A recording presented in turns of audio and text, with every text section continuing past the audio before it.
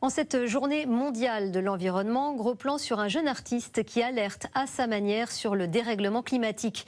Dorian Etienne a réalisé 3 grandes tapisseries représentant le littoral breton vu du ciel. Son objectif est de les réaliser à nouveau, mais dans 30 ans, afin de mettre en lumière l'impact de la montée des eaux. En attendant, ces œuvres monumentales sont exposées à Paimpol, où s'est rendu Adrien Lac.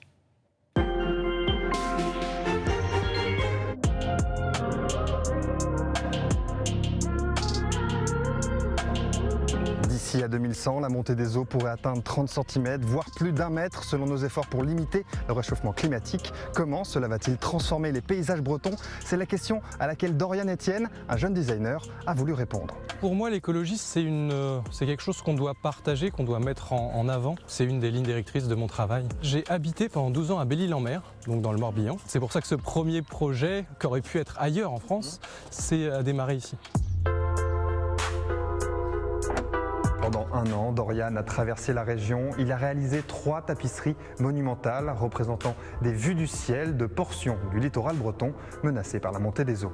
Alors cette tapisserie représente la pointe de Guilbene à Paimpol. On voit justement la mer, on peut voir aussi du coup la ville de Paimpol qui se dessine avec le port et aussi les différentes hauteurs topographiques qui permettent encore plus de se projeter dans les prochaines dizaines d'années. À l'arrière, on peut voir effectivement une projection que j'ai réalisée moi-même, ce qui va être immergé dans 50 ans. En fait, ces tapisseries ont pour but d'avoir un maintenant et de revenir dans 30 ans, d'en faire une seconde avec une autre équipe locale et d'avoir après des diptyques, avant-après, qui vont pouvoir mettre en lumière cette évolution, mettre en lumière ces enjeux.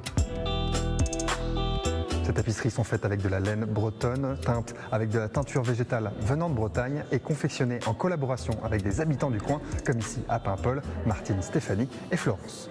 Moi j'habite à 20 minutes d'ici, donc il y a la pointe de Guilbene qui a été faite sur la 2e toile, donc c'est vraiment ma région.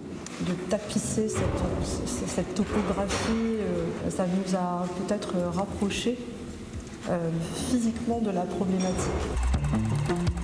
Qu'est-ce que vous avez entre les mains? C'est ça qui vous a permis de faire les tapisseries en fait? Tout à fait, donc c'est un pistolet de touffetage, donc un pistolet qui permet de rentrer la laine dans une toile verticale. Et on travaille sur l'envers, le résultat est de l'autre côté et surtout on travaille sur l'envers et en miroir. Donc ce qui est à gauche ici va être à droite sur le résultat. Ah, c'est technique. Oui.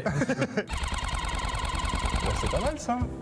Bah franchement, pour une première fois, c'est pas mal. C'est pas mal, ça va, je me trouve pas trop bien. Sur chaque tapisserie, il y a à peu près 1200 heures de travail. Si vous aviez dû le faire tout seul, vous auriez mis...